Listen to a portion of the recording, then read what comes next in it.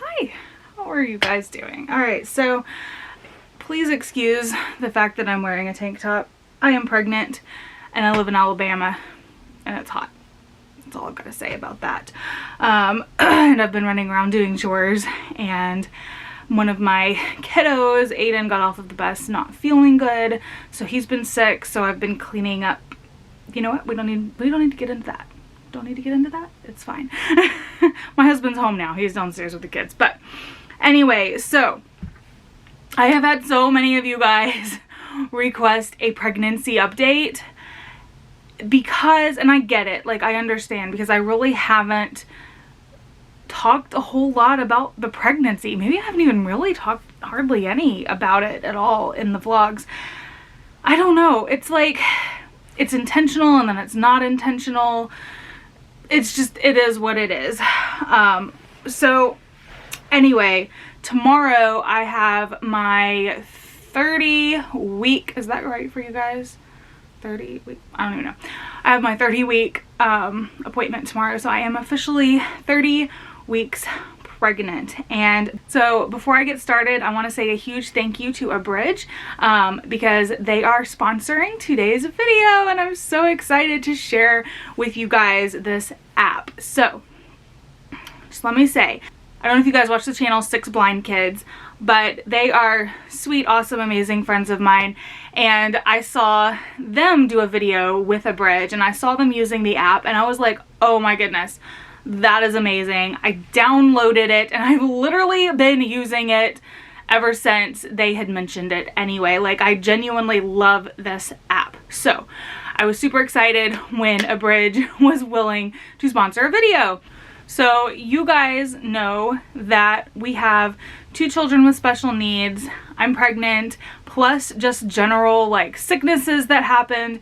Y'all, we are at the doctor's so much. I have, oh man, I didn't even bring it in here, but I have like a book specifically for doctor's appointments, and I have all the kids labeled, and I have my husband and I in there because we're all at the doctor's so much, and it's super difficult to keep track of all of the appointments and to like remember what each doctor said. And y'all, with so many kids, I often go to the doctor and I forget to bring the notebook, or I don't have my phone like handy to be able to type stuff and deal with kids. Like, it's just too difficult. So I'm always leaving appointments and kind of trying to like recap in my mind, or I'll go into like what I've been doing, and it drives my husband nuts, but I'll go into Facebook Messenger and I'm sitting there and I'm like typing to him like all of the key points that I could try to remember from the appointment, especially for Narkis and Aiden.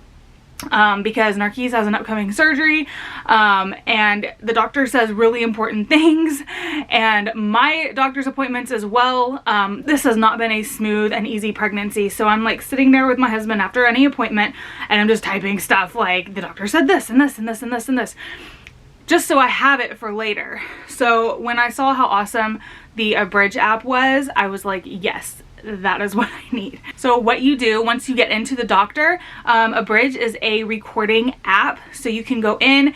You need to always check with your doctor, make sure they are aware that you are recording the appointment, just because 1, that's good manners, and 2, it's really good for like legality reasons to make sure that all parties involved are aware that you do have a recording device going in the room. So I always ask my doctor. I've never had a doctor say, oh no, I don't want you to record. Like, I've never had that happen.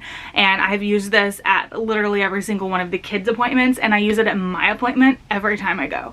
So what you do when the doctor comes in, you say, hey, do you mind if I record? No, not at all, whatever.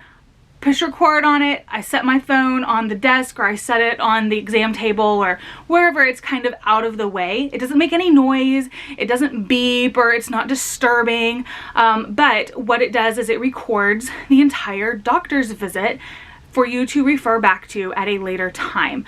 And it's really neat because what it will do is it will take key points from that conversation and it will kind of put it in an easy to find list for you. So like if I needed to refer back to a certain point in the appointment where Narkis' doctor, for example, was explaining what type of surgery he needs, I could easily find that in the transcript and go back and listen to that specific segment of the conversation without having to kind of loop all the way through it. Okay guys, so this is like my phone layout. Yes, I have 7,412 undeleted emails. Don't judge me. Find a bridge. You can easily go into your app store. You're just going to click search app. You're going to type abridge and probably spell it correctly because that helps. And then you're gonna see it right here. Obviously, I already have it downloaded, so mine says open, but yours will say download or whatever. So it's free to download. You just easily download it. And then once it's downloaded, say you're going to your doctor's appointment. Excuse my feet, you guys. So you're going to your doctor's appointment. I will just come over here. I will click on the Abridge app. So you will see welcome aboard, and you will just push record like this. So right now what it is doing, it is recording the conversation. You will see that it did not make any noise. I just take this and I just set it on the table or wherever it is. It is not going to disturb anything. So it's really easy to record. Again, you want to make sure that your physician, doctor, nurse, whatever you are recording, knows that you are recording. Also, you should never use this device for malicious intent, meaning you should never try to disparage any type of practice or anything like that. None of y'all would do that. None of y'all would do that. So anyway, it's recording. So say we're done recording now. We push this. I just pushed recording again. And if you push it, so you stop it, what it does is it pauses it. And then when the conversation is continued, or if the conversation is back at a point where you want to record, push it again. And it literally will pick up right where it left off. You're not having to start a whole new recording or anything like that. So when you're all finished, there's a button down here. There's a button down there that says, I'm all done. So you click that. And then you can add some details to your recording. So for instance, who is this recording about? You can add somebody. So I could say Narcise's appointment. Okay. So I could write Narcise's appointment. I can even pick a color. I can make it like blue or whatever. And then you're going to push save at the top. So you have your recording. I have it labeled as Narcise's appointment. It was recorded on October 29th. I could put his doctor's name. Dr. Little. This is not his real doctor's name. I'm not going to give away his actual doctor's information, obviously. But say the doctor's name is Dr. Little, whatever.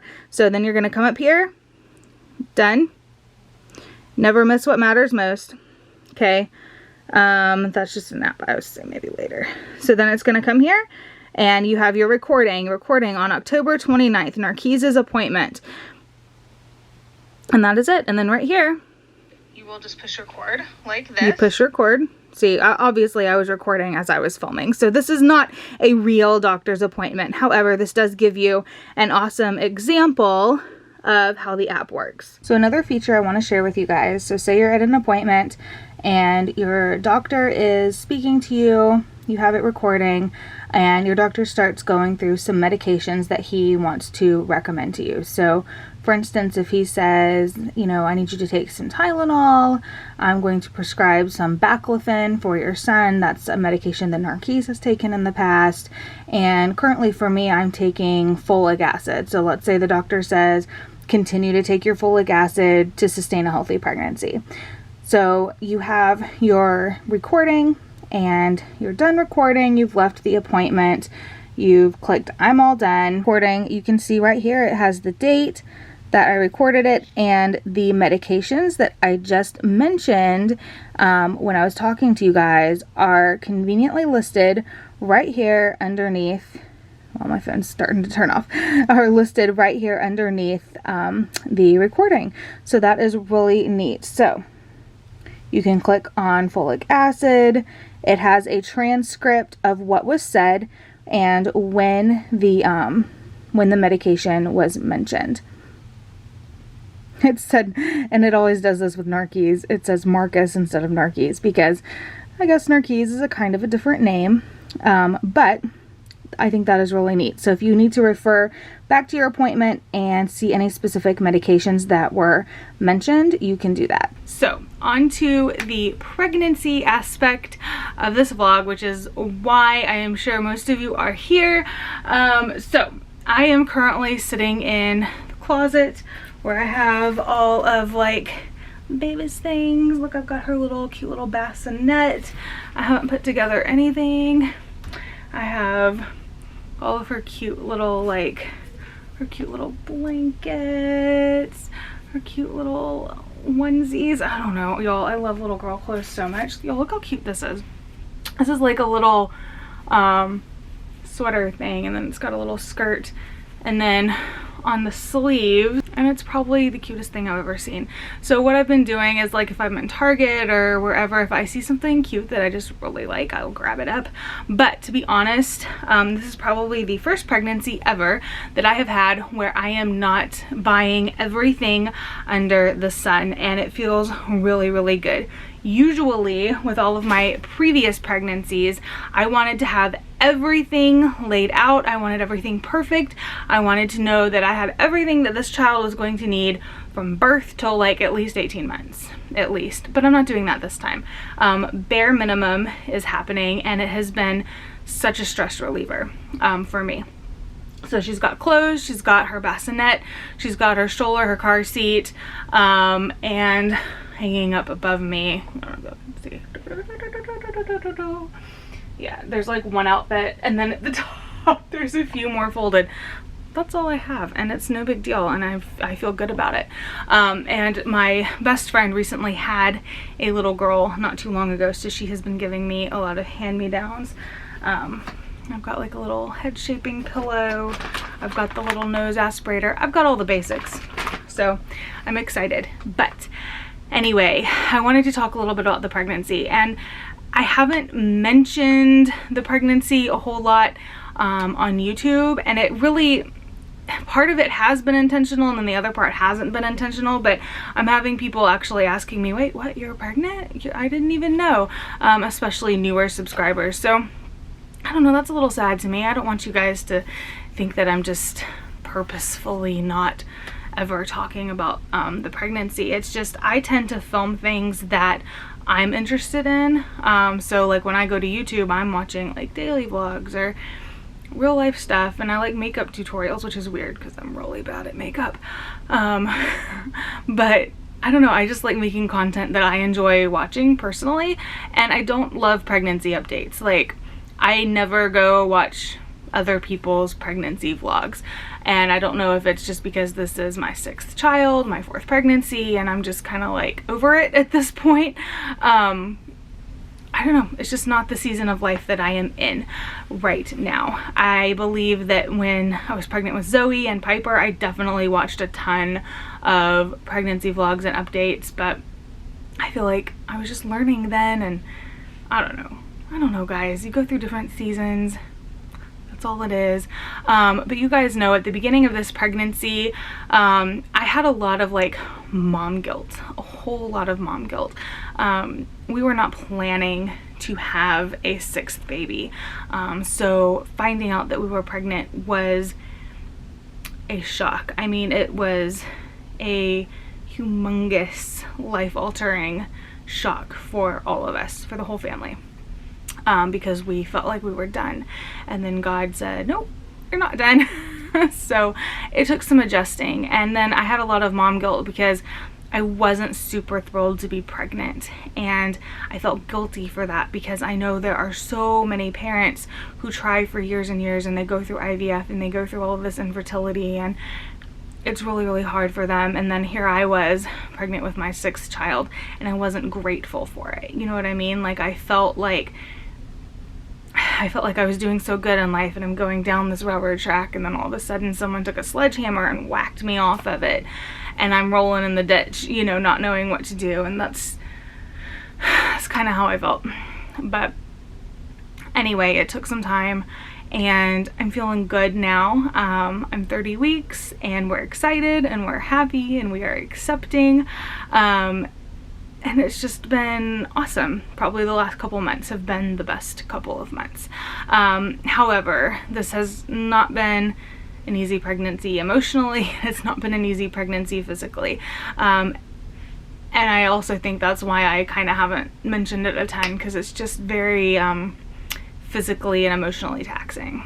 And if you are new, just a brief recap. When I was 16 weeks pregnant, I had a hiatal hernia and I had to go in for emergency surgery to correct that hernia, and that was super scary. But it had to be done because as the pregnancy progressed, the growing baby would have caused a lot of problems, and I had to have that done. But I remember as I was going into surgery when I was 18 weeks pregnant, they had to come in and they have to like go over all of the risks of surgery and let you know what could possibly happen. So it's like, oh, possible fetal demise, possible miscarriage, possible, there was just a long list. And I just remember bawling my eyes out and being so terrified, and it was very traumatic for me, because I was very, very scared for her, for the baby. And I didn't want to do the surgery, but anyway, I had to do the surgery, and it was just, there was no win-win. There was no win-win. And then I had to recover from that, and that was really difficult. I am feeling good now though, so that is amazing. I do feel pretty much fully recovered from the hernia incident. I will occasionally have pain if I sneeze really hard or cough. I don't think I'm completely like 100% healed. I don't think that's going to happen until she's actually born. But it's good, and I'm thankful that I had the surgery, even though I hear kids coming. Hold on. This is what happens. It's like mom life, right?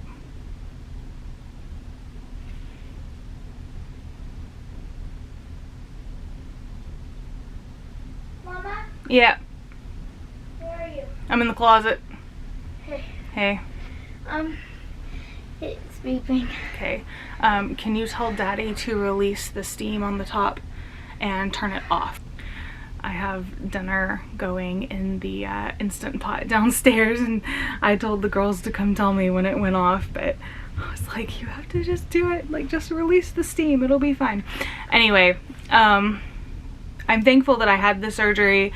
If I could do it again, I would definitely make the same decision to have the surgery. Baby is good. I tested negative for all like gestational diabetes. I haven't had any blood pressure issues. Everything's good. Everything's really, really good. Baby's growing great. She's healthy. She's beautiful. Well, she's beautiful to me. I know we can't really see her yet, but and for those of you who missed the name reveal, her name is Liren, and yes, it's a different name, but we love it. It means God's Valley of Light, and it is Gaelic. It's very rare. It's a very uncommon name. I think we found like 3 people in the United States that have the name Liren, maybe 4. The registrar we looked at said like 3 or 4, if I can remember right. I'd have to ask my husband because he's the one that looked it up, but it's a very unique name, and we think it's beautiful, and we love it. So we're very, very excited. I do not have a due date yet. I mean, my due date is January 14th, but because this is my 4th pregnancy and I've had 3 prior cesarean sections, I have to have another C-section because with many consecutive cesareans, you are at risk for uterine rupture, which is super scary. So for my safety and for the safety of the baby, they will be doing another cesarean section. So yeah, I have that to look forward to. I'm not excited about that. Jack's pregnancy was very, very difficult. His birth was hard. My aftercare after he was born was very difficult. So I have a little bit of anxiety about this time around. I had really bad post-eclampsia with Jack. My feet were swollen, my arms were swollen, my face was swollen. I had skyrocketing blood pressure for up to 3 months after he was born. I had an infiltrated IV. I had all kinds of mess going on with me. So anyway, everything is going well, and I think this is also why I've kind of avoided doing a pregnancy update, because I'm like, well, what do I say? Like, what do you guys want to know? I don't know, everything's going good, and she's growing and she's healthy, and I am excited to meet her. So I think we're hoping she will be born on or around December 31st, because typically with a cesarean they try to deliver around 38 weeks, sometimes 39. It just depends on how mom and baby are doing, so we will see, but I'm excited. Anyway, I hope you guys are all doing awesome. I hope that answers your questions. If you have any other questions, go on over to our Instagram. It is the Killen Clan. It's seriously so easy to find. You just go to Instagram, type in the Killen Clan, and there we are. So we would love for you guys to follow us on Instagram. I am very good about posting daily on Instagram, so super proud of myself for that, because I'm not really consistent on any other like social media platform, but Instagram, I got that in the bag. We're good. So anyway, I hope you guys are all doing awesome. Don't forget to give the video a big thumbs up, comment down below, subscribe if you are new, and I will talk to you guys later. And don't forget, always love to inspire. Bye guys.